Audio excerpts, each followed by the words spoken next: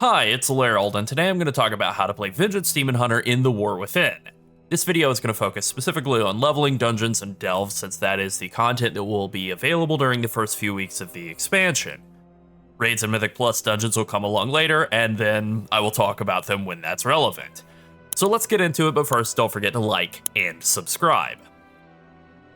So let's just start with leveling. I am absolutely going to be leveling as Havoc. It is a very fast-paced, high-mobility spec that I really enjoy, and while that's true of Vengeance as well, Havoc is faster, it is higher damage, and it has plenty of self-healing for leveling, so it's going to be the one that I will play first. This is the talent tree that I'm going to go with for leveling. This is very similar to this is pretty much a standard Mythic Plus talent setup. It is a Throw Glaive setup, which is good for leveling, gives you a range damage skill that hits really hard and does a ton of damage. It also synergizes nicely with the Fell Scarred hero spec tree, which I really like. I prefer it to the Eldrachi Reaver. It is much more AoE oriented, just sort of a general talent spec. It just offers a lot of value generically. Just to give some examples here, Enduring Torment just kind of gives you more damage on some of your skills and more haste. Monster Rising just gives you more agility. A lot of stuff like this. Now, there are a couple of really good talents in here that I like a lot. Pursuit of Angriness gives you generic move speed just for having Fury. Burning Blades has really good synergy with the Throw Glaive setup. It makes your Throw Glaive burn for an extra 35%. As fire over 6 seconds, that goes for nicely with Soul Scar and Furious Throws and Burning Wound and just all of the stuff that makes Throw Glaive really good. It is a playstyle that I really like. I've always found this build pretty fun, so I like that a lot. There's also just tons of mobility in this build, this talent tree. You know, you've got Vengeful Retreat, you've got Pursuit giving Mastery turned into a move speed increase, you've got Fellblade as a gap closer, so you just have a lot of mobility as a Havoc Demon Hunter that is, a little bit better than you get out of being a Vengeance Demon Hunter, I think. As for my preferred route through the Fellscarred tree, all of the talents are kind of interchangeable with each other, and I really hate to come right and take this purely defensive node as my first one. But, you can kind of swap talents out as you're leveling. It's very free, easy to do so. So I think my first point will probably be in a Pursuit of Angriness just to get move speed. And then once I'm able to get a little further in the tree, I'll probably move over to the right-hand side, just get some of this generic power, come through the right side, and then come over to the left side, Pursuit of Angriness, Burning Blades, Untethered Fury, and then finish with the middle. The middle has this nice little single target damage bonus, so maybe I'll take that as my first talent, and then go right-hand side, and then go left side, and then go middle. But a lot of this middle stuff is like, when you activate meta, you reduce or reset the cooldown of Sigil of Flame and Immolation Aura. Fine, but then that synergizes with the talent below it, that gives you this big mastery and buff, and also Fury generation after you cast Sigil of Flame. So there's some good talent synergy here. It's not all just like generic 8% agility bonuses, but it is stuff that's not totally great for kind of the snappy moving around between enemies, leveling playstyle. It's more for kind of sustained targets in dungeons, which, yeah, just this little middle line here doesn't really fit as well for leveling.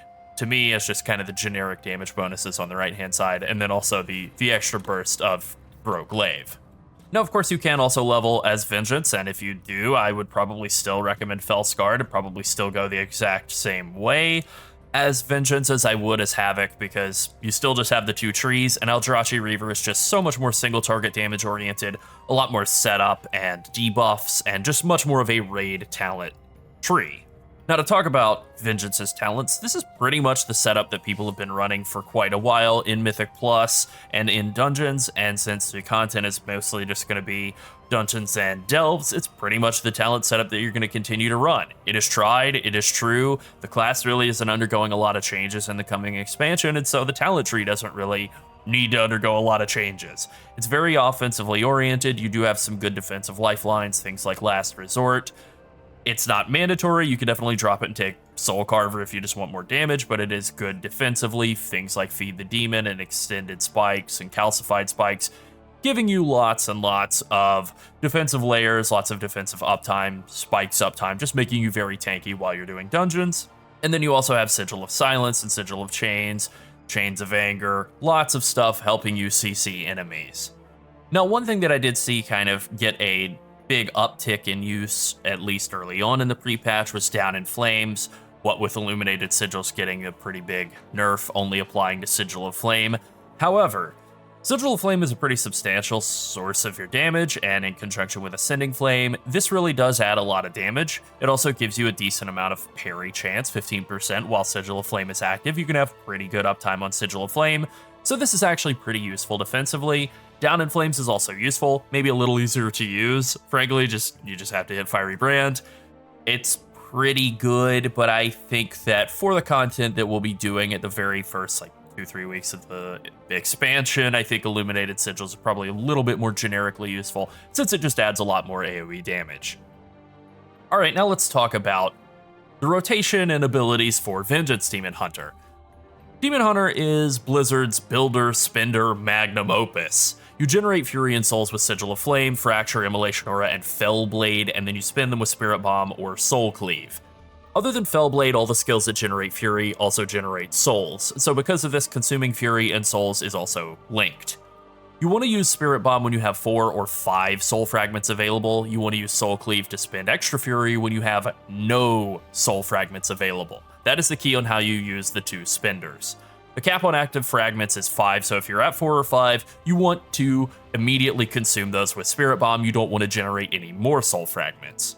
If you have leftover Fury immediately after casting a Spirit Bomb, that would be when you would use Soul Cleave to dump out your remaining Fury. In general, it goes like this. Cast Spirit Bomb to eat up all your souls, dump Fury with Soul Cleave with 1 or 2 globals, then go back to generating more souls and more Fury. Now, because we're not using Frailty in this talent setup, I think that's much simpler for doing dungeons early on, just kind of zooming through them. I think it's much better to just go with the right side of the tree. But because of that, hitting Soul Cleave is really low priority, at least in AoE situations. You can mostly get away with just not using it at all, except in pure single target. The key to playing Demon Hunter well is making sure that you're never actively wasting resources or cooldowns, and that means that anytime Sigil of Flame is available, you want to have it on enemies. You also want to use Immolation Aura anytime it's available, and then Fellblade and Fracture anytime that they are available that wouldn't also cap you on Fury or Souls. In single target, the rotation becomes a lot more simple. You just use Soul Cleave to dump all your Fury, you just generate Fury, you dump it with Soul Cleave, that is it.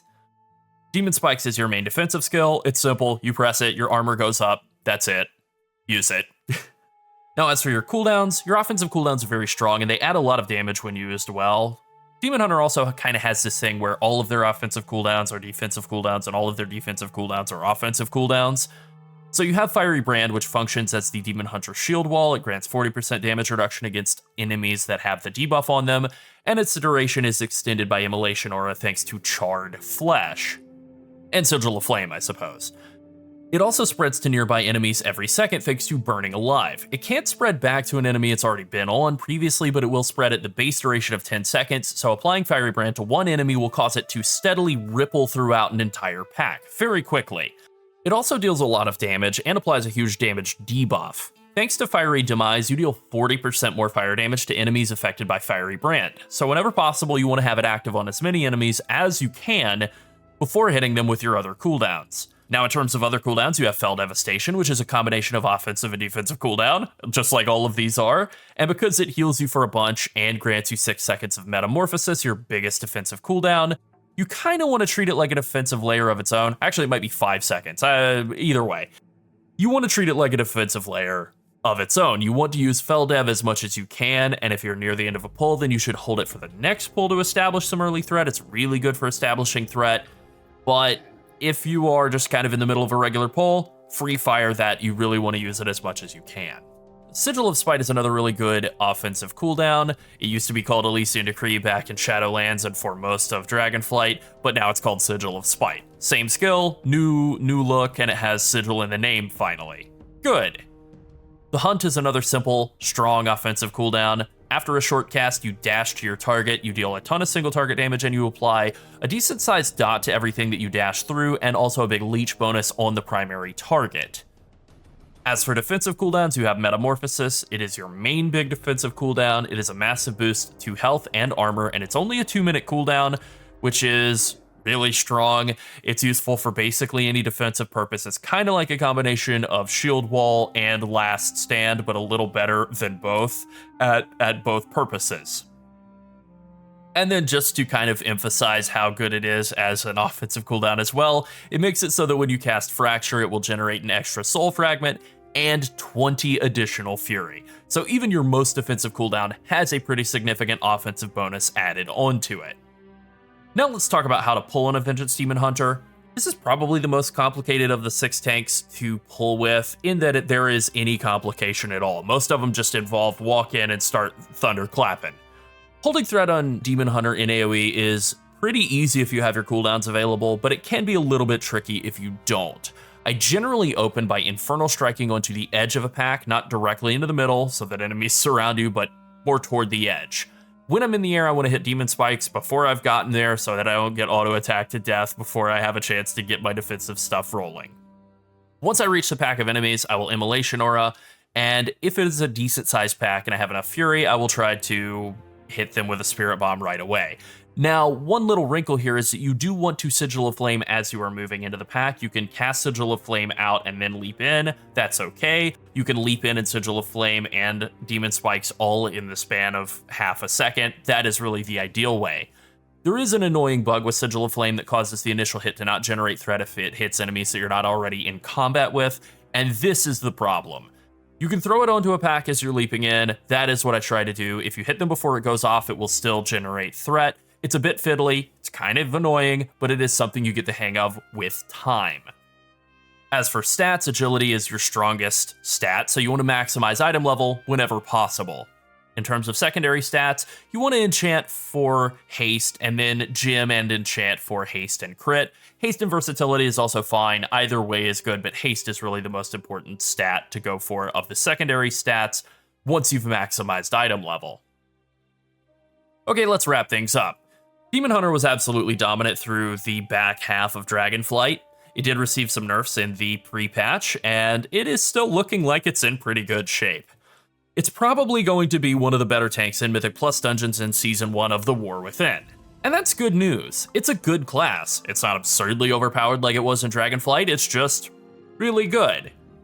That's great. Alright, that's it. Thanks for watching. Bye.